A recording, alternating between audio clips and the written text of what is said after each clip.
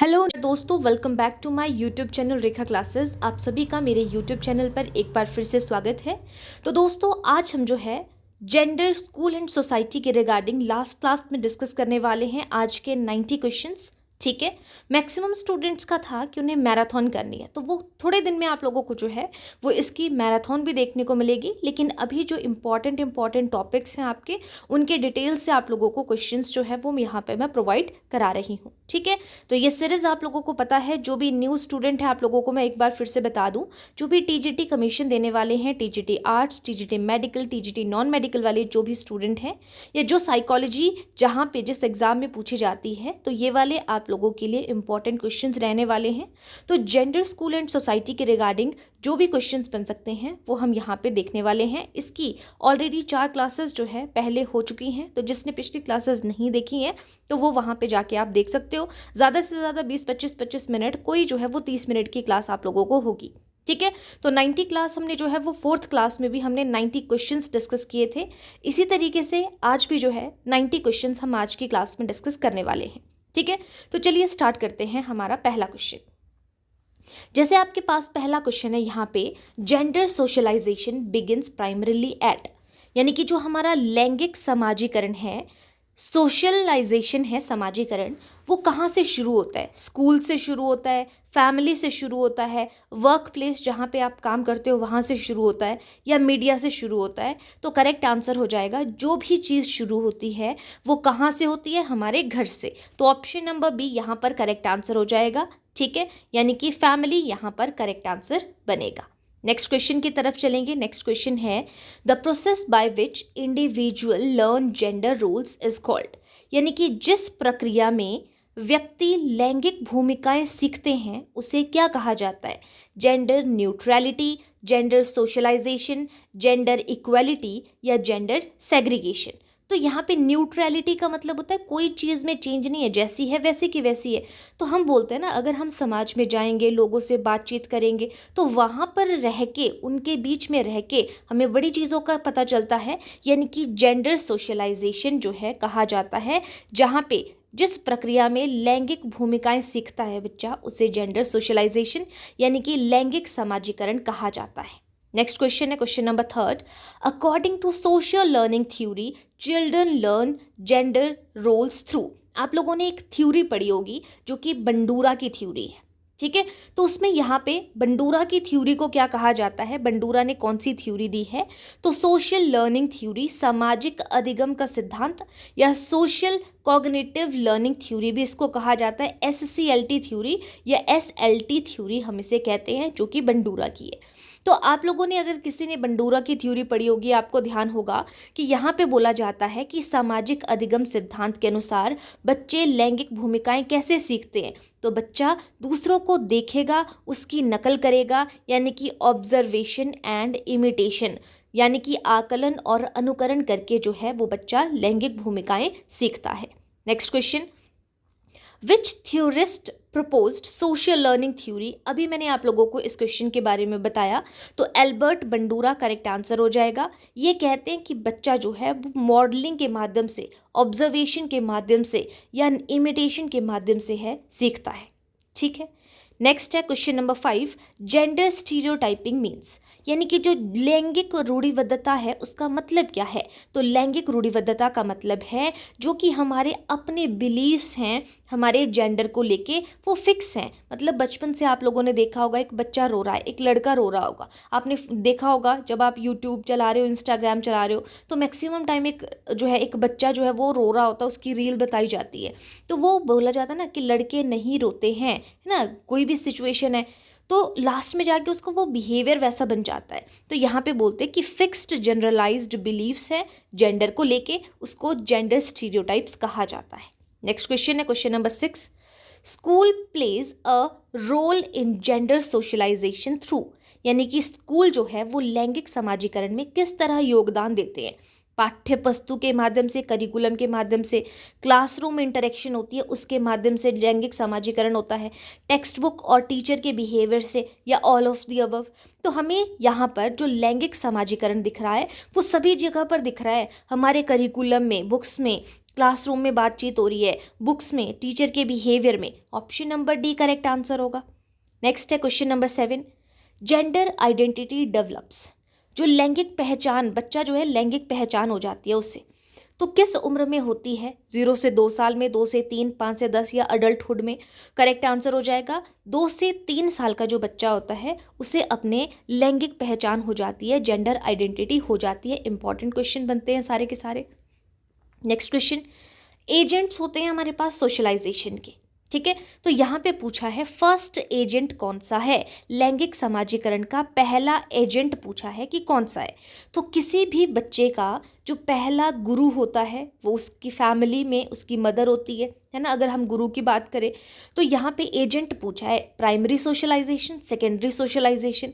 यहाँ पे primary agent भी आप बोल सकते हो, या फर्स्ट एजेंट कौन सा होता है तो वो उसका फैमिली है। Option number C correct answer हो जाएगा यहाँ पे। नेक्स्ट देखेंगे question number 9, informal agents of gender socialization includes. यानी कि जो इनफॉर्मल एजेंट्स होते हैं, अनौपचारिक एजेंटों में कौन से शामिल होते हैं? एक होते हैं औपचारिक, जिसमें हमारे टीचर्स आते हैं, है ना, जो स्कूल में रूल रेगुलेशंस के अंदर हमें पढ़ा रहे हैं। तो जो अप्राकृतिक एजेंट होते हैं, अनौपचारिक एजेंट होते हैं, वो कौन से होते हैं? प्ले ग्रुप्स होते हैं, जो खेलने के ग्रुप्स हैं हमारे, मीडिया हो सकता है, या पीयर ग्रुप्स हो सकते हैं, जो हमारे साथी समूह हैं, फ्रेंड्स हैं, या ऑल ऑफ दी अबव। तो यहाँ पे सारे के सारे जो प्ले ग्रुप्स हैं, ग्रुप्स में हमारे कुछ फ्रेंड्स होते हैं, जो मीडिया है वो भी हमारा औपचारिक तो नहीं है, अनौपचारिक है, इनफॉर्मल है, पीयर ग्रुप्स है, all of the above correct answer होगा। नेक्स्ट है question number 10, which theory states that children categorize behaviour into male and female roles.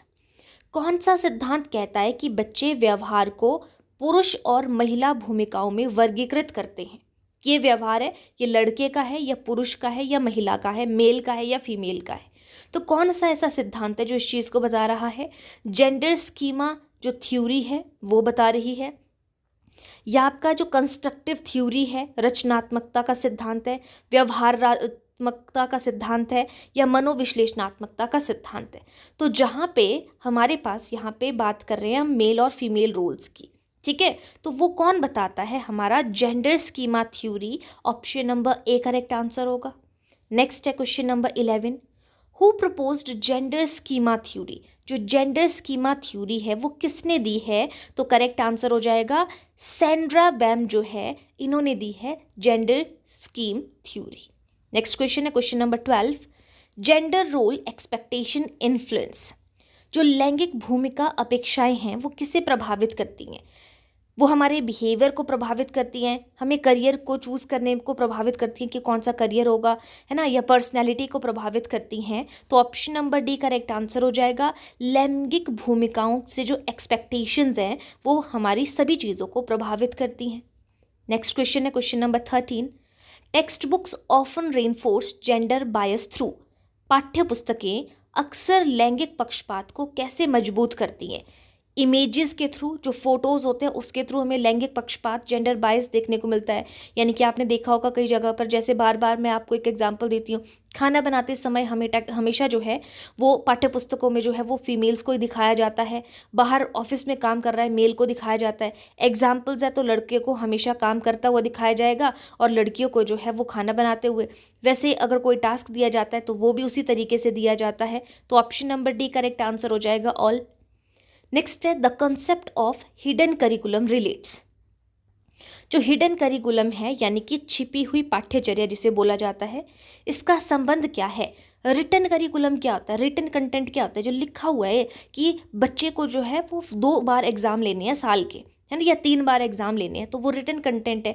Hidden होता है जो छुपी हुई चीज़ होती है। Teacher expectations and classroom practices, जो टीचर्स की कुछ एक्सपेक्टेशंस है और क्लासरूम में उससे कुछ प्रैक्टिसेस कराई जाती है, काम करवाए जाते हैं, ये बोला जा रहा है यहाँ पे। एग्जाम्स है, ये भी हमारा रिटन कंटेंट होता है ना, और होमवर्क है, ये भी मतलब हमारे करिकुलम में होता ही है। तो जो टीचर्स की एक्सपेक्टेशंस हैं आपसे कुछ करवाने की, या क्लासरूम की जो प्रैक्टिसेस हैं जो करवाया जाता है, वो होता है आपका हिडन करिकुलम के अंडर। नेक्स्ट है question number 15, according to Freud gender identity is formed during.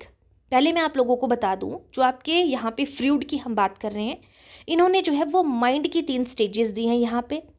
उसमें हमारे पास आ जाता है, एक आता है कॉन्शियस, अनकॉन्शियस और सबकॉन्शियस। इसी तरीके से हमारे पास इड, ईगो और सुपर ईगो, 3 टाइप की पर्सनैलिटी की बात करते हैं। अहम, परम अहम और आपका इदम। ठीक है, इड का मतलब हुआ इदम, ईगो का मतलब है अहम और सुपर ईगो का मतलब है परम अहम। तो 3 टाइप की यहाँ पर जो फ्रूट है, इन्होंने मैंने आपको बताया कि पर्सनैलिटी दी है। तो आप लोगों ने यहाँ पे ध्यान रखना, जो इड होता है वो हमारा जो है यहाँ पर प्लेजर प्रिंसिपल पर बेस्ड होता है। इसको किसी चीज़ से कोई लेना देना नहीं है, ये हमेशा अपनी खुशी के बारे में सोचता है।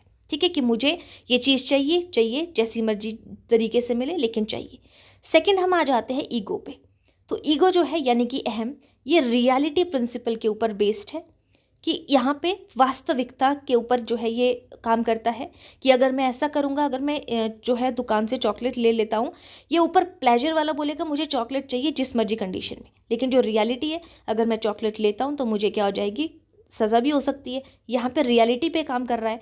तीसरा आ जाता है हमारे पास यहाँ पर सुपर ईगो। और जो सुपर ईगो है वो किस चीज़ के ऊपर काम करता है, ये हमारा मोरालिटी के ऊपर यानी कि नैतिकता के ऊपर जो है वो काम करता है, नैतिकता के सिद्धांत के ऊपर बेस्ड है। ये 3 चीज़ें आपने ध्यान रखनी है यहाँ पे। ठीक है, मैंने क्या कहा यहाँ पे, ये मोरालिटी के ऊपर जो है वो बेस्ड है आपका लास्ट यानी कि सुपर ईगो। ठीक है, तो यहाँ पे और जो आपके सिगमंड फ्राइड है, सिगमंड फ्राइड है यहाँ पे इनका से पूरा नाम।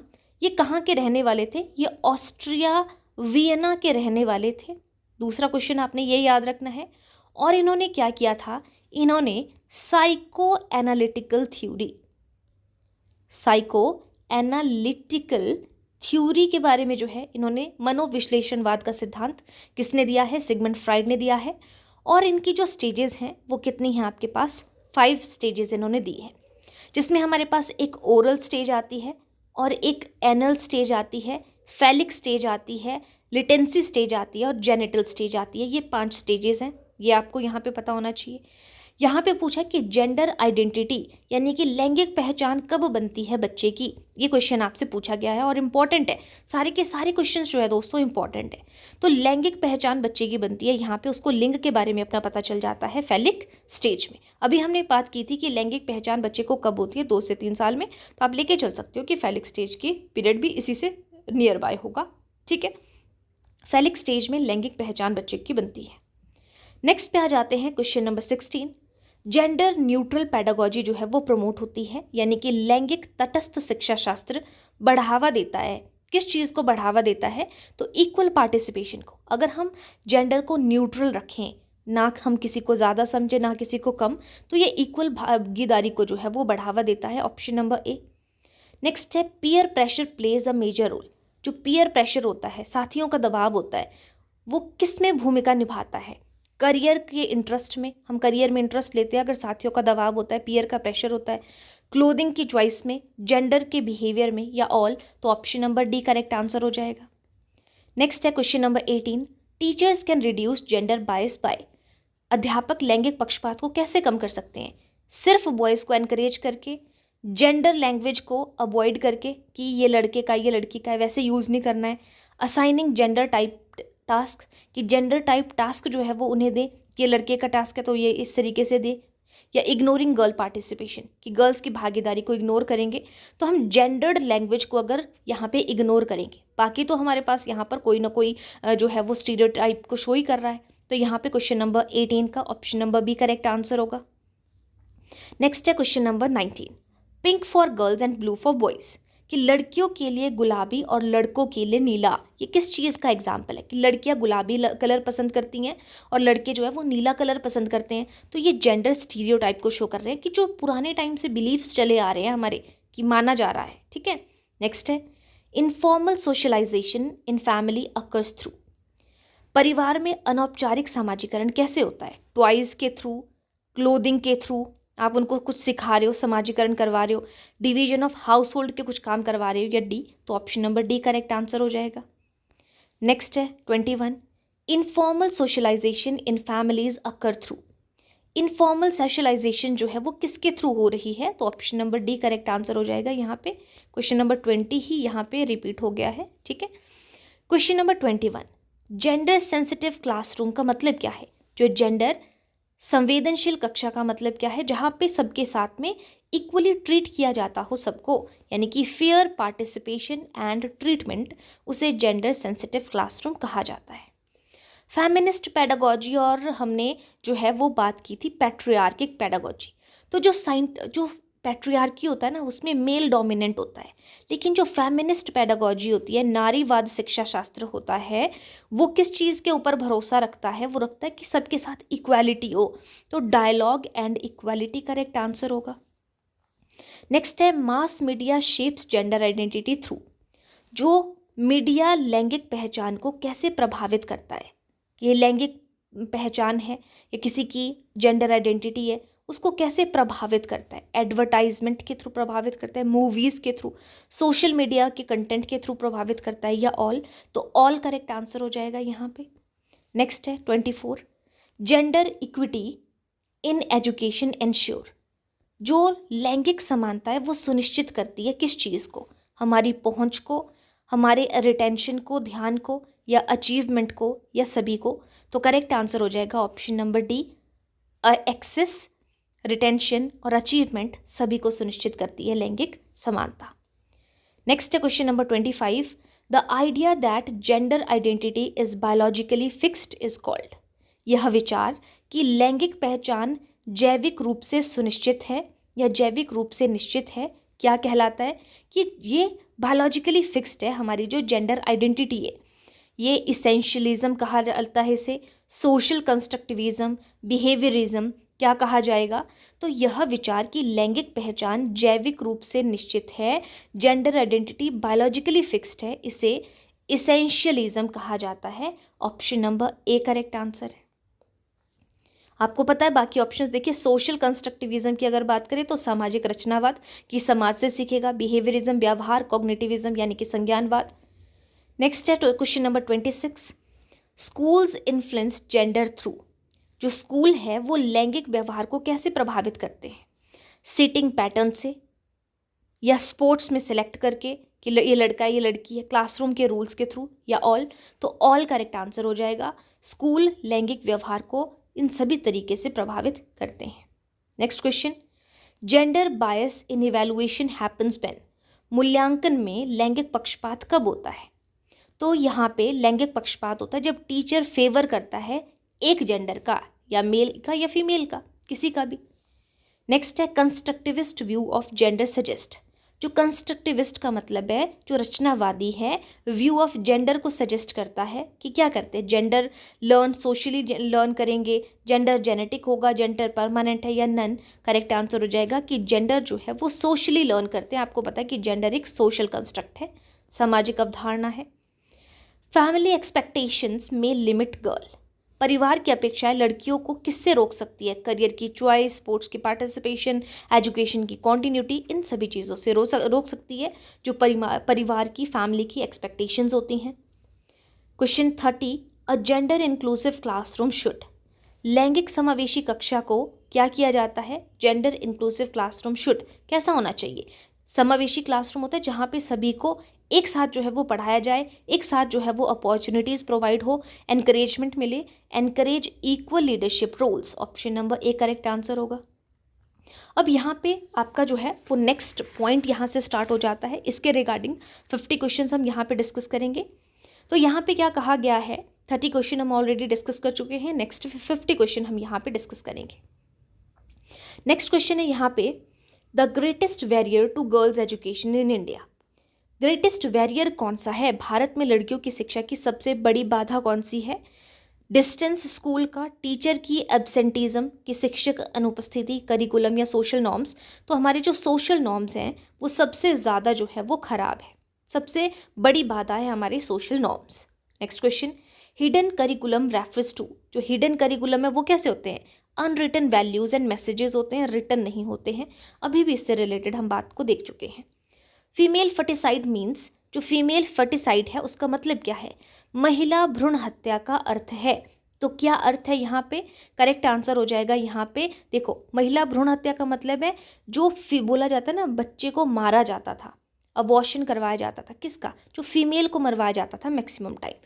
तो महिला भ्रूण हत्या का अर्थ है female foeticide, abortion of female foetus जो होता है यानी कि जो महिला का भ्रूण है यहाँ पे उसकी हत्या, तो उससे option number B correct answer हो जाएगा। Question number 4, dowry prohibition act की डाउरी नहीं लेनी है, कौन सा होगा? Option number B 1961 correct answer होगा।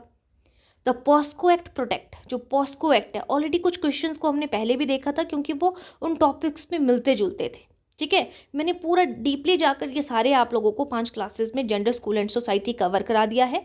जिसने पिछली क्लासेस को नहीं देखा है वो उनको भी देखिए, फिर आप यहाँ पे देखोगे तो मैक्सिमम चीज़ें आपको समझ में आती चलेगी, ठीक है। टीजीटी कमीशन का जिनका भी एग्जाम है उन सभी के लिए इंपॉर्टेंट रहने वाले हैं। आप लोगों ने कई बार सुना होगा पॉस्को एक्ट के बारे में, तो पॉस्को एक्ट किस चीज़ से रिलेटेड है? जो सेक्सुअली ऑफेंस जिन बच्चों के साथ में हो रहा होगा, चिल्ड्रन फ्रॉम सेक्सुअल ऑफेंस, यह हो जाएगा 18 साल से कम उम्र के बच्चों के लिए के साथ अगर सेक्सुअल ऑफेंस होता है उसको पॉस्को एक्ट के अंदर रखा जाता है। Retention in school means, retention यानी कि विद्यालय में बनाए रखना, इसका मतलब क्या है? तो इसका हो जाएगा option number B continued enrollment of students, कि स्टूडेंट्स के एनरोलमेंट को कॉन्टिन्यू बनाए रखना। Next question, KGVP scheme promotes, वो किस चीज़ को प्रमोट करती है? कस्तूरबा गांधी बालिका विश्वविद्यालय की, हम यहाँ पे बालिका विद्यालय, विश्वविद्यालय नहीं बोलेंगे, विद्यालय यहाँ पे जो है वो प्रमोट करता है। केजीवीपी योजना बढ़ावा देती है किस चीज़ को? तो ये रेजिडेंशियल स्कूलिंग फॉर गर्ल्स को जो है वो आवास प्रदान करता है। विच committee highlighted gender disparity in education, किस समिति ने शिक्षा में लैंगिक असमानता पर जोर दिया है?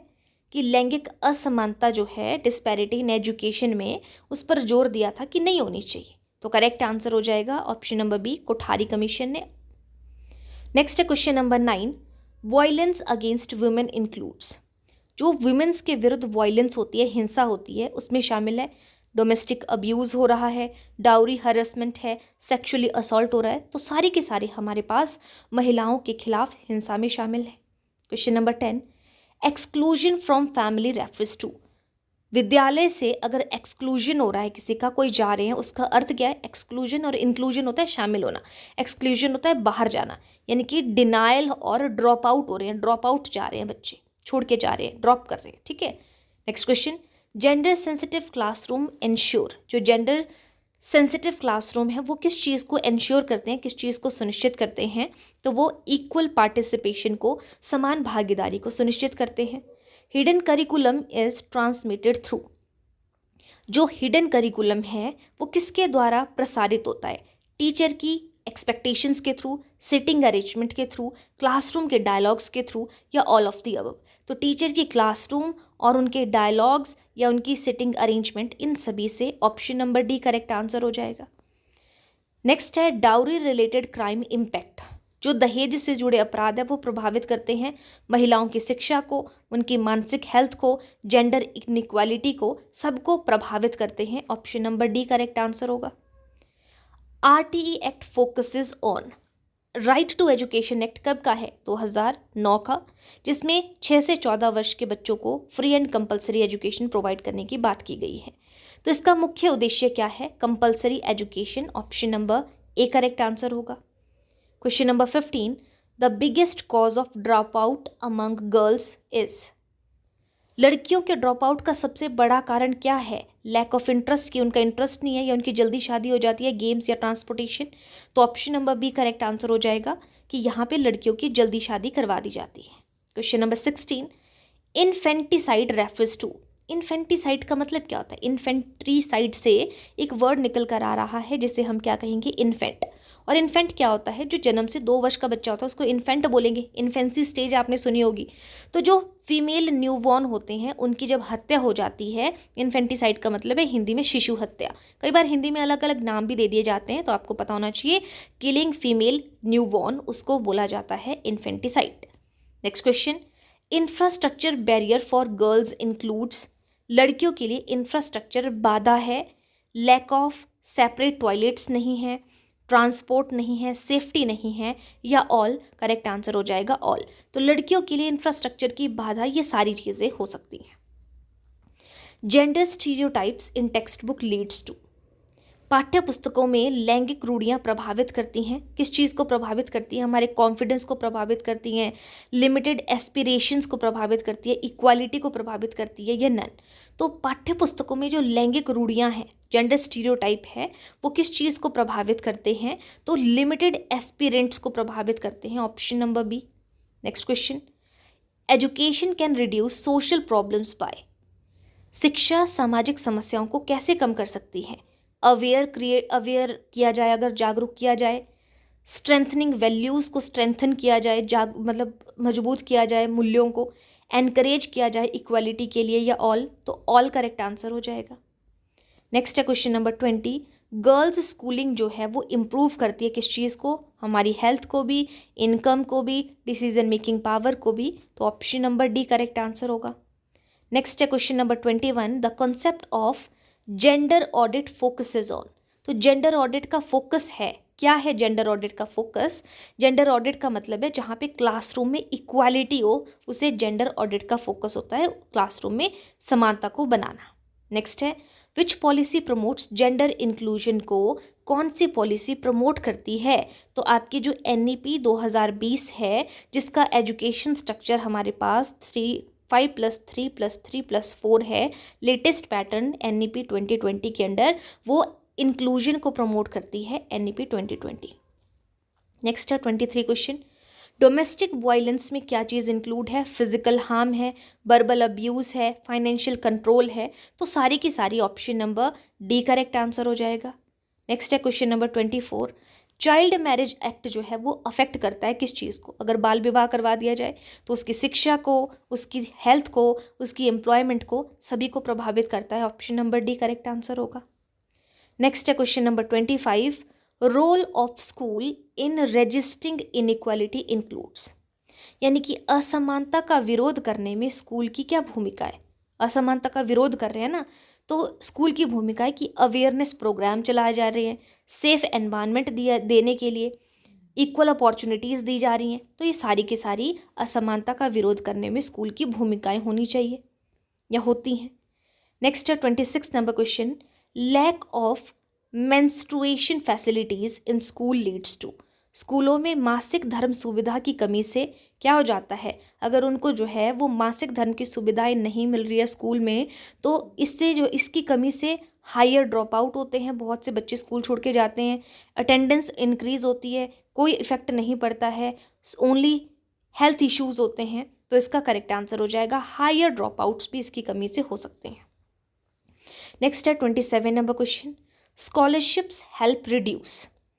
छात्रवृत्ति सहायता करती है, मोटिवेशन बढ़ाती है बच्चों में, इकोनॉमिक बैरियर्स को बनते हैं, आर्थिक बैरियर होते हैं उसमें हेल्प करती है, एंगेजमेंट में कि बच्चों को एंगेज करने में हेल्प करती है। तो छात्रवृत्ति सहायता करती है, किस चीज़ के लिए सहायता करती है? जो देखो, मोटिवेट तो बच्चा होता है, लेकिन हमसे एक पूछा है, ऑल हमारे पास ऑप्शन नहीं है। तो जो बच्चे को जब स्कॉलरशिप मिलती है तो उसको जो पैसों से संबंधित प्रॉब्लम्स है, ये उस चीज़ को जो है कम करती है, तो इकोनॉमिक बैरियर में हेल्प करती है। जो बाधाएं हैं, female foeticide is mainly driven by. महिला भ्रूण हत्या मुख्य रूप से किसके कारण होती है? करेक्ट आंसर हो जाएगा, प्रेफरेंस फॉर सन्स, जिसको लड़के की इच्छा होती है उसकी वजह से फीमेल फिटिसाइड होता है। Schools can challenge gender norms through. School लैंगिक मानदंडों को चुनौती दे सकते हैं रोल मॉडल के थ्रू, करिकुलम को चेंज करके, एक्टिविटी की पार्टिसिपेशन करके, या ऑल? करेक्ट आंसर हो जाएगा ऑल। इन सभी के थ्रू जो है वो चैलेंज कर सकते हैं सोशल नॉर्म्स को स्कूल। नेक्स्ट है, सोशल स्टिग्मा अगेंस्ट विडो और girl child is an example of. यानी कि विधवा या कन्या के प्रति सामाजिक कलंक किसका उदाहरण है? विधवा या कन्या के प्रति सामाजिक कलंक बोला जा रहा है, सोशल स्टिग्मा बोला जाता है। इक्वालिटी है, डिस्क्रिमिनेशन है, रिफॉर्म है यानी कि बदलाव है, या स्टैंडर्ड प्रैक्टिस है? तो करेक्ट आंसर हो जाएगा ये डिस्क्रिमिनेशन है, कि बोला जाता है ये विधवा है, समाज के लिए कलंक है, ये लड़की है, समाज के लिए कलंक है। तो ये डिस्क्रिमिनेशन को बता रहा है यहाँ पे। नेक्स्ट क्वेश्चन है 31 number question, lack of separate transport affects. अलग परिवहन की कमी प्रभावित करती है। बोलते ना अलग परिवहन की कमी है, सेपरेट ट्रांसपोर्ट नहीं है। तो ये किस चीज़ को जो है वो प्रभावित करता है? लड़कियों की पहुंच को जो है वो प्रभावित करता है। बहुत से आपने देखा होगा जो डेली ट्रांसपोर्ट है उसमें लड़कियों के साथ में बहुत सी आपको जो है चीज़ें सुनने को मिलती हैं, कोई प्रॉब्लम है, कोई कुछ है, तो वो गर्ल की पहुंच को मैक्सिमम लड़कियां जो है पेरेंट्स अपने घर से लड़कियों को नहीं भेजते हैं उस चक्कर में। नेक्स्ट क्वेश्चन है 32 number question, gender discrimination in school is reflected in. School में लैंगिक भेदभाव दिखता है सिटिंग में कि बिठाया जाता है उनको इस तरीके से, स्पोर्ट्स को चूज करने में, क्लासरूम में इंटरेक्ट करने में, या ऑल, तो ऑल करेक्ट आंसर हो जाएगा। नेक्स्ट क्वेश्चन है question number 33, school retention improves when. जो स्कूल में रिटेंशन होती है मतलब बने रहना कब बेहतर होता है? जब सपोर्टिव टीचर हो तभी आप वहाँ पर जो है वो रिटेंशन बनी रहती है आपकी, आप वहाँ पे स्कूल में बने रहते हैं। सेफ एनवायरनमेंट हो तब आपको स्कूल में रहने का मन करेगा। इंक्लूसिव करिकुलम है, सबको एक जैसा ट्रीट किया जा रहा है, तो ऑल करेक्ट आंसर होगा। नेक्स्ट है डाउरी लीड्स टू। दहेज का परिणाम क्या हो सकता है? हिंसा हो सकता है, फीमेल किलिंग्स हो सकती हैं, मैरिज का प्रेशर हो सकता है, ऑल करेक्ट आंसर होगा। नेक्स्ट है gender sensitive training should be given to. जो जेंडर यानी कि लैंगिक संवेदनशील प्रशिक्षण दिया जाना चाहिए, टीचर्स को भी दिया जाना चाहिए, स्कूल के लीडर्स हैं उनको भी जेंडर सेंसिटिव ट्रेनिंग होनी चाहिए, स्टूडेंट को भी, यानी कि सभी को दी जानी चाहिए। नेक्स्ट है हिडन करिकुलम में अनकॉन्शियसली प्रमोट, यानी कि जो हिडन करिकुलम है वो अनजाने में बढ़ावा देता है किस चीज़ को? इक्वालिटी को, जेंडर स्टीरियोटाइप को, या इनोवेशन को, या स्किल डेवलपमेंट को। तो हिडन करिकुलम है तो मतलब अगर आपको मान लो कि आपको एक जो है वो कुछ भारी काम करवाना है, तो आप क्या बोलोगे? लड़कियों के बस की बात नहीं है, लड़कों को है तो लड़कों को बुलाया जाएगा। तो आप अनजाने में जो है हिडन करिकुलम जेंडर स्टीरियोटाइप को बढ़ावा देता है। Option number B correct answer होगा। नेक्स्ट क्वेश्चन, NEP 2020 एम्फेसाइज करता है जेंडर इंक्लूजन फंड को। ये क्वेश्चन हमने बहुत बार जो है वो डिस्कस किया था। Exclusion is highest among. Exclusion सबसे अधिक किस समूह में होता है? एक्सक्लूड हो रहे हैं, स्कूल छोड़ के जा रहे हैं, अलग हो रहे हैं। रूरल एरियाज में जो गांव की लड़कियां हैं, शहर के लड़के हैं, प्राइवेट स्कूल के स्टूडेंट्स हैं, या नन? करेक्ट आंसर हो जाएगा जो गांव की लड़कियां हैं उनका एक्सक्लूजन जो है वो सबसे ज़्यादा देखने को मिलता है। Gender equality in school ensure. School में लैंगिक समानता सुनिश्चित करती है, किस चीज़ को सुनिश्चित करती है? लर्निंग की अचीवमेंट को, अधिगम की उपलब्धि को, पार्टिसिपेशन को, कॉन्फिडेंस को, या ऑल, तो इन सभी को सुनिश्चित करती है आपकी जो स्कूल में लैंगिक समानता है। नेक्स्ट है फीमेल लिटरेसी हेल्प्स रिड्यूस। महिला साक्षरता कम करती है, किस चीज़ को कम करेगी? डोमेस्टिक वायलेंस को, अर्ली मैरिज को, पॉवर्टी साइकिल को, या ऑल, तो ऑल करेक्ट आंसर हो जाएगा। ऑप्शन नंबर डी सभी चीज़ों को कम करती है आपकी। अगर आप महिला साक्षर होगी तो कोई भी घरेलू हिंसा नहीं होगी, लड़कियों की जल्दी शादी नहीं होगी, किसी को गरीबी नहीं होगी। Dowry is primarily caused by. दहेज मुख्य रूप से किसके कारण होता है? जब समाज का दबाव होता है, एम्प्लॉयमेंट का ट्रेंड है कि बोला जाता है कि एम्प्लॉयमेंट है, फेस्टिवल्स के कारण होता है, या ट्रांसपोर्ट इश्यूज़ के कारण होता है। तो ये सोशल प्रेशर है कि उसने अगर दहेज दिया है तो आपको भी देना पड़ेगा, तभी खुशी मिलेगी, तभी आपको खुश रखा जाएगा आपके ससुराल में। इस तरीके का सामाजिक दबाव है। Next question, gender roles are shaped by. लैंगिक भूमिकाएं किससे बनती है? फैमिली के थ्रू, मीडिया के थ्रू, कल्चर के थ्रू, तो सभी के थ्रू लैंगिक भूमिकाएं जो है वो बनती हैं। Option number D correct answer होगा। नेक्स्ट है question number 43, successful schooling requires. जो सफल स्कूली शिक्षा के लिए क्या चाहिए? सेफ्टी होनी चाहिए, इंफ्रास्ट्रक्चर होना चाहिए, इंक्लूजन टीचिंग होनी चाहिए, तो सारी की सारी चीज़ें होनी चाहिए सक्सेसफुल स्कूलिंग के लिए। Awareness campaign reduce. अगर हम जागरूकता अभियान को चलाते हैं तो वो किस चीज़ को कम करते हैं? तो फिटिसाइड को कम करते हैं, भ्रूण हत्या नहीं होगी, डाउरी सिस्टम भी नहीं बढ़ेगा, जेंडर वायलेंस नहीं होगी, तो यहाँ पर भी option number D correct answer होगा। Question number 45, inclusion requires. जो इंक्लूजन है वो किसके लिए आवश्यक है? इंक्लूजन है ताकि आपकी एक्सेसिबिलिटी बनी रहे, एक्सेप्टेंस बनी रहे, अकोमोडेशन बनी रहे, ऑल करेक्ट आंसर हो जाएगा। क्वेश्चन नंबर डी करेक्ट होगा। डोमेस्टिक वायलेंस किस चीज़ को अफेक्ट करता है? घरेलू हिंसा हमारी शिक्षा को, हमारी हेल्थ को, करियर की अपॉर्चुनिटी को। ऑलरेडी हम इस क्वेश्चन को भी देख चुके थे। School drop out among girls increases due to. लड़कियों का स्कूल छोड़ना बढ़ता है जेंडर रोल्स के थ्रू, हाउस एंड वर्ड के थ्रू, अर्ली मैरिज के थ्रू, या ऑल करेक्ट आंसर हो जाएगा। नेक्स्ट है question number 48, educated women are more likely to, शिक्षित महिलाएं अधिक संभावना रखती हैं, पार्टिसिपेट करती हैं डिसीजन मेकिंग में, डिसीजन आपने कोई लेना है, फेस डिस्क्रिमिनेशन को, जो भेदभाव है उसको फेस करती हैं, ड्रॉप आउट होती हैं। तो अधिक संभावना किस चीज़ की होती है? तो जब भी आपने कोई निर्णय लेना है उसमें वो पार्टिसिपेट करती हैं, भागीदारी रखती हैं। आज का सेकेंड लास्ट क्वेश्चन है, life skills education helps reduce, life skills जो हैं हमारे जीवन जीने का, जो शिक्षा हमारे जीवन जीने के लिए जो है, जो कौशल है, हेल्प करती है किस चीज़ को कम करने के लिए? वायलेंस को, जेंडर स्टीरियोटाइप को, सोशल इनइक्वालिटी को, या ऑल? तो लाइफ स्किल्स जो है हमारी, वो शिक्षा कम करती है इन सभी चीज़ों को, वायलेंस को भी, जेंडर रूढ़िबद्धता को भी, सोशल इनइक्वालिटी को भी, लैंगिक असमानता को भी कम करती है।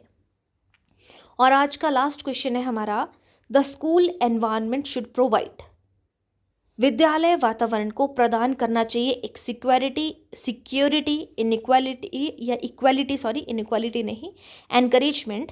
तो विद्यालय वातावरण को प्रदान करनी चाहिए ये सारी की सारी चीज़ें।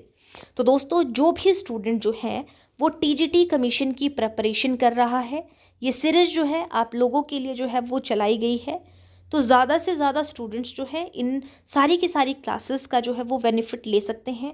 जो भी स्टूडेंट न्यू है मेरी क्लास में, मैं आप लोगों को बता दूं, 2 से 3 सब्जेक्ट हमने जो है आपके बीएड के इसमें कवर कर दिए हैं। तो आप लोगों के लिए साइकोलॉजी फॉर ऑल एग्ज़ाम करके जो है एक मैंने प्लेलिस्ट बनाई हुई है। आप प्लेलिस्ट पे जाकर साइकोलॉजी फॉर ऑल एग्ज़ाम में जाके सारी की सारी जो है आप लोगों के लिए टीजीटी कमीशन वाले स्टूडेंट्स के लिए है। मैंने सब्जेक्ट वाइज वहाँ पे रखा हुआ है सारी चीज़ों को। कंटेम्प्रेरी इंडिया एंड एजुकेशन के आप लोगों को कुछ क्लासेस देखने को मिलेंगी। Kothari commission, Mudaliar commission, Radha Krishnan commission, all education commission है, कुछ स्कीम्स है एजुकेशन से रिलेटेड वैसी। उसके अलावा हमने जो है अंडरस्टैंडिंग डिसिप्लिन से रिगार्डिंग हमने डिस्कस किया था। जेंडर स्कूल एंड सोसाइटी की 5 क्लासेस आप लोगों को देखने को मिलेंगी। ठीक है, अगर आप लोगों को वीडियो पसंद आती है दोस्तों तो प्लीज़ वीडियो को लाइक और चैनल को सब्सक्राइब करना मत भूलिएगा। तो आज के लिए इतना ही। अब हम कल से जो है वो नेक्स्ट जो है वो सब्जेक्ट एक और जो है वो साइकोलॉजी का स्टार्ट करेंगे जो आपके सिलेबस में मेंशन्ड है। ठीक है, आज के लिए इतना ही। Thank you.